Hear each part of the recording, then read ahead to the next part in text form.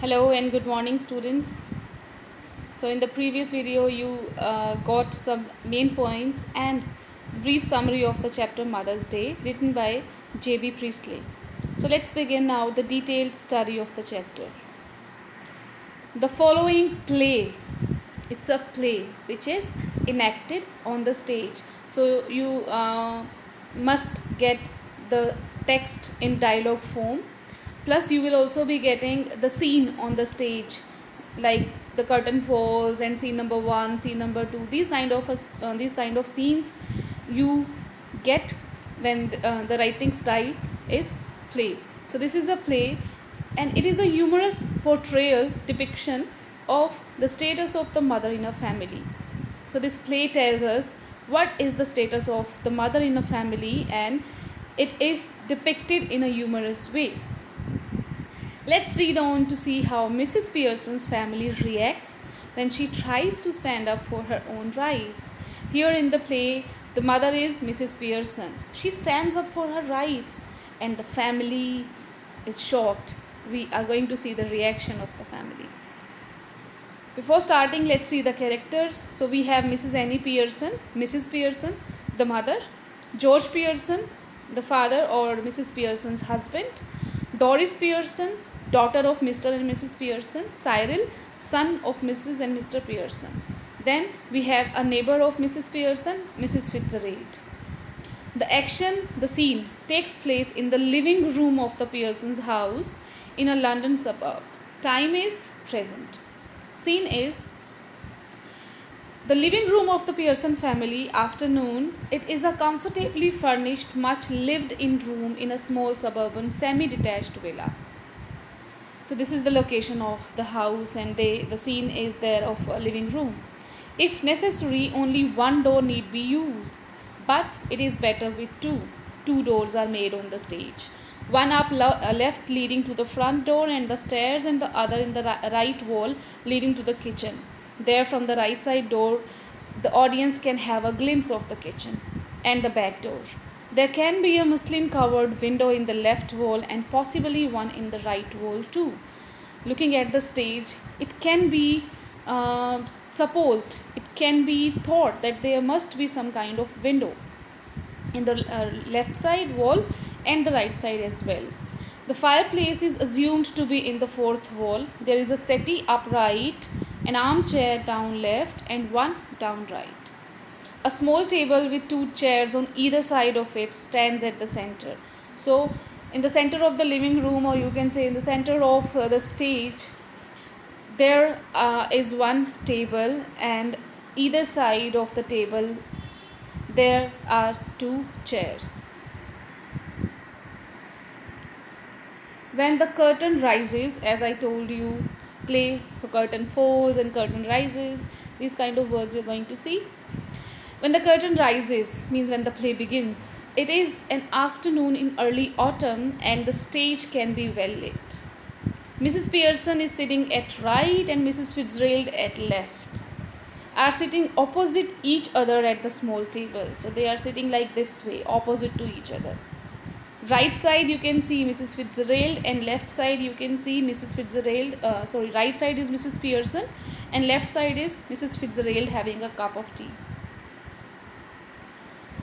Sitting opposite each other at the small table on which are two teacups and saucers and the cards with which Mrs. Fitzgerald has been telling Mrs. Pearson's fortune. So with this line we come to know that Mrs. Fitzgerald is a fortune teller and now she is going to tell the fortune of Mrs. Pearson. Mrs. Pearson is a pleasant but worried looking woman in her 40s. So this is her age. She is pleasant but sometimes she looks worried as well. Mrs. Fitzgerald is older, heavier and a strong and sinister personality. Sinister, evil, having secrets. She is smoking. It is very important that these two should have sharply contrasting voices.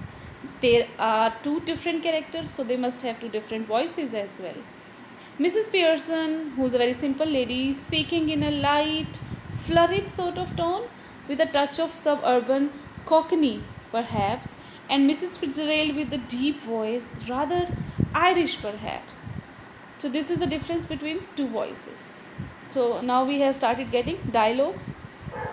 Mrs. Fitzgerald collecting up the cards as she is a fortune teller. And that's all I can tell you, Mrs. Pearson. Could be a good fortune, could be a bad one. All depends on yourself now. Make up your mind, and there it is. So she has told something about Mrs. Pearson's fortune now, and she is collecting the cards. After telling her the fortune, we don't know what she has predicted. But after telling the fortune, then she is saying that it can be a good one, it can be a bad one. That depends on you, Mrs. Pearson, how you make it. Mrs. Pearson, she said, yes, thank you, Mrs. Fitzgerald. I'm much obliged, I'm sure. It's wonderful having a real fortune teller living next door. Did you learn that out east too? Have you learned from there? And Mrs. Fitzgerald said, I did. 12 years I had of it. She has the experience of 12 years. With my old man rising to be lieutenant quartermaster, he learnt a lot and I learnt a lot more. So he had, her husband was also learning this, but she had also learnt it a little more. But will you make up your mind now, Mrs. Pearson dear? Put your foot down. Put your foot down means be ready. Once and for all, forever, and be the mistress, honor of your own house, and the boss of your own family. So Mrs. Fitzgerald is motivating Mrs. Pearson, get up, take decisions, be your own master, be the owner of this house. Mrs. Pearson, who is smiling apologetically where you cannot fulfill, or where you cannot do whatever the person in front of you wants you to do.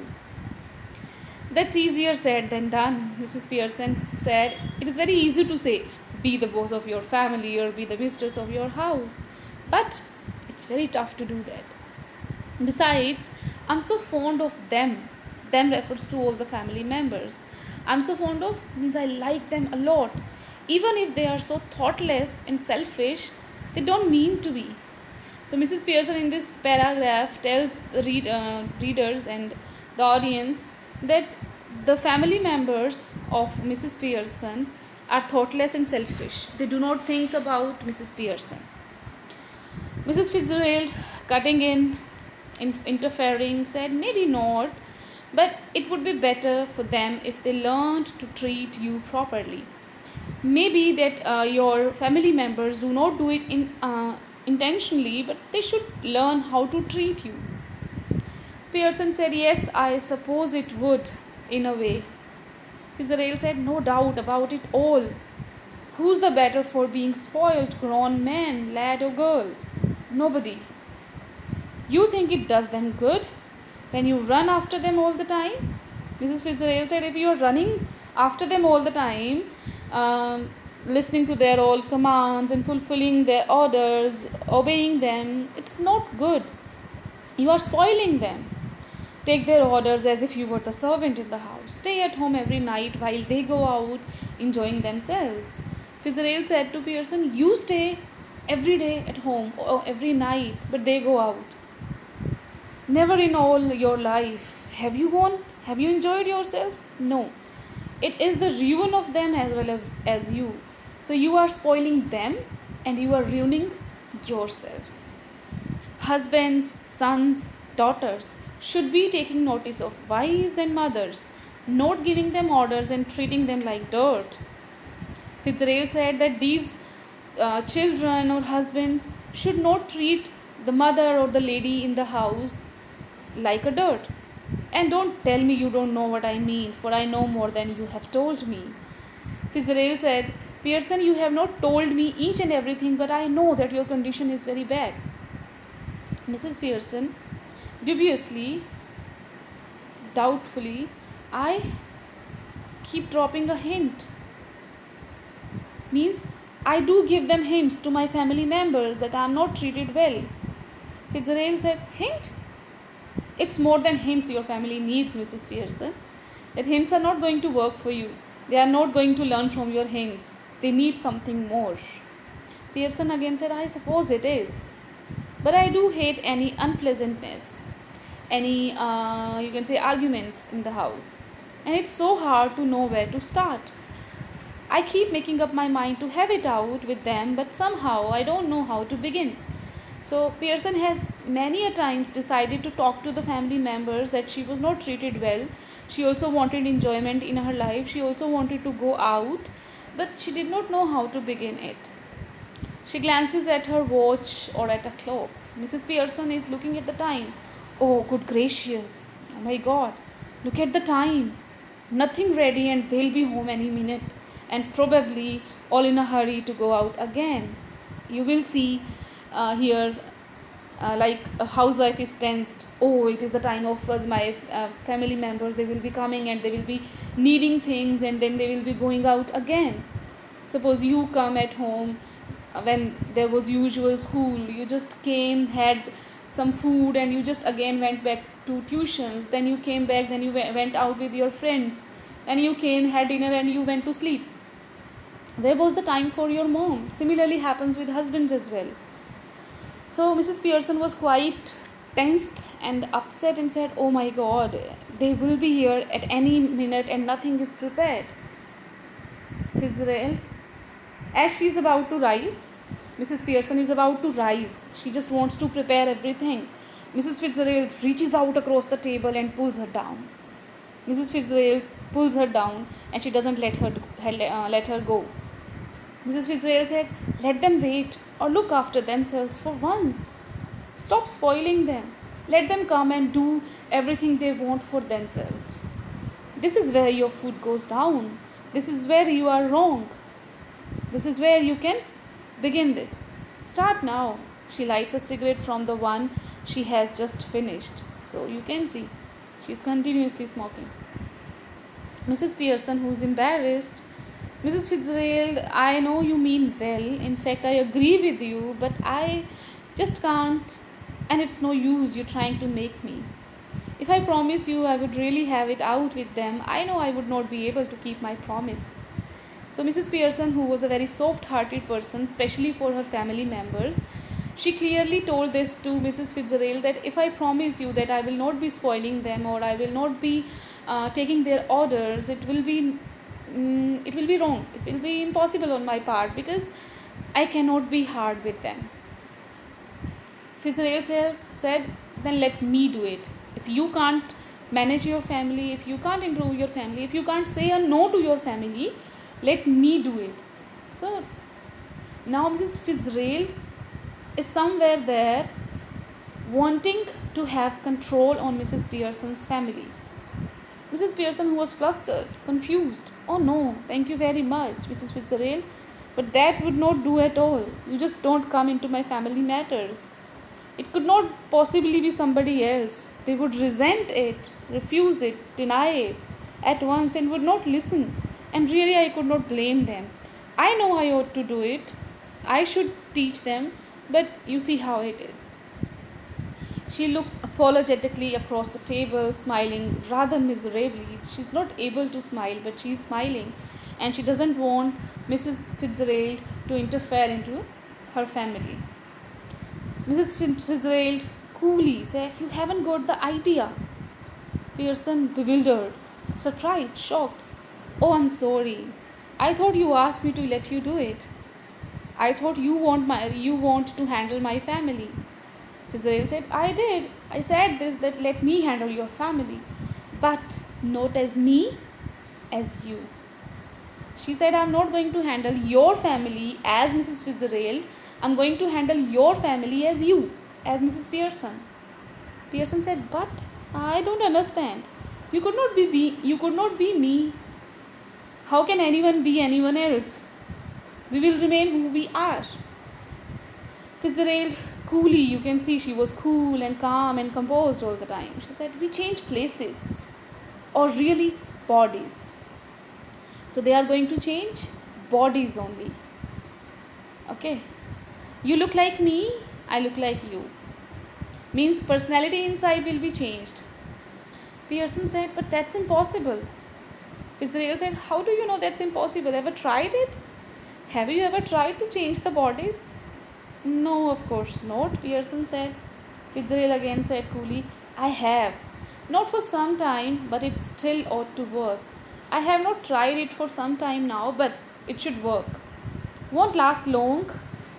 Okay, changing bodies would not go for many days or weeks or years. It won't go long, but long enough for what we want to do. Okay, it will be long enough that I will be controlling your family. Learned it out east, of course, where they are up to all these tricks. She holds her hand out across the table, keeping the cigarette in her mouth. Give me your hands, dear. Okay, so Fitzgerald is asking for Mrs. Pearson's hands into her hands, and she is having cigarette in her mouth. Mrs. Pearson again dubiously, well, I don't know, is it right? She is very doubtful. Is it right? She asked. Mrs. Fitzgerald, it's your only chance. Only in this way you can control your family and treat your family. Give me your hands and keep quiet a minute. Just don't think about anything. Taking her hands. Now Mrs. Pearson's hands are there in Mrs. Fitzgerald's hands, and she said, now look at me. Mrs. Pearson is looking at Mrs. Fitzgerald. They stare at each other, muttering. Mrs. Fitzgerald is muttering something. She said, Ashta dum, ashta lamb dum bona. This little scene should be acted very carefully if somebody is enacting it on the stage. We are to assume that the personalities change bodies. Now further text should be there where Mrs. Pearson is in Mrs. Fitzgerald's body and Mrs. Fitzgerald is in Mrs. Pearson's body. You readers have to be careful. If you do not understand, you are not able to understand the chapter as well. So be clear that the personalities are changed, or you can say the bodies are changed. After the spell has been spoken, both women, still grasping hands, go legs loose. Okay, as if the life were out of them. Then both come to life, but with the personality of the other. Each must try to adopt the voice and mannerisms of the other. Now Mrs. Fitzgerald will have to speak like Mrs. Pearson very politely, and Mrs. Pearson will have to speak strongly like Mrs. Fitzgerald. So now Mrs. Pearson is bold and dominating, and Mrs. Fitzgerald is nervous and fluttering. So there is a change in bodies. So the Mrs. Pearson, who will be there in the house with George Pearson, Cyril and Doris, will be actually with the personality of Mrs. Fitzgerald.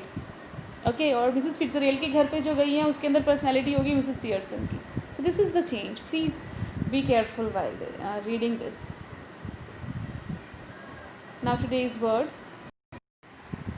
So I'm going to give you 3 words actually. These are very basic words, very simple one. You start reading them since your beginning primary classes. So here you can say there, THEIR, there, THERE, there, THEYEYRE, they are, or if we have use its short form, contracted form, there. So both are pronounced as, sorry, not both, 3 of all the 3 are pronounced as there, and there. And if you see these symbols, THEIR, and you can see I, a symbol for human beings. So there is used for human beings. Okay, possessive of they, there. THERE, you can see it arrow showing you the direction. So it is used for place, and they are, it is the contracted form of this there. Please be clear with all these 3, especially these 2. I have seen lots of students committing this mistake. This there is used for place and this for persons. Okay? Have a good day.